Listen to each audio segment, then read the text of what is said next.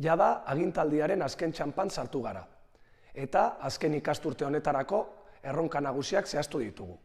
Indar berezia jarriko dugu aurten, mugikortasun eta irisgarritasun lanetan, kultura eta ondarea berreskuratzen, eta hirigintza eta etxebizitzaren alorrean eztabaida estrategikoak abiatzen. Etorkizuna orain genion gobernu planean. Bizi berritzen ari gara deba, etorkizunera begira jarriz.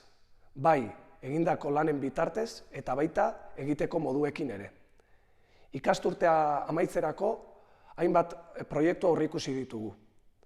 Artzabalgo espaloia egitea, Osio kaleko sarrera zabaldu eta txukuntzea, eta Kalbeton aldapa eta itsasgain inguruan dagoen espaloia birmoldatzea.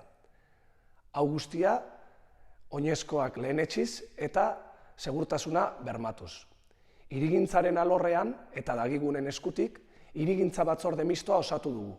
Bertan, hirigintzako planeamendu orokorra eta etxebizitzaren inguruko eztabaidari helduko diogu.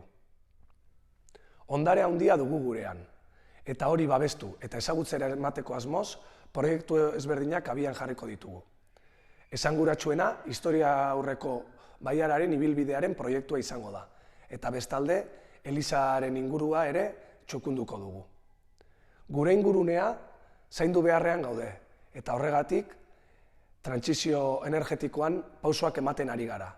Argiteria guztia aldatuz eta kiroldegian plaka fotovoltaikoak jarriz.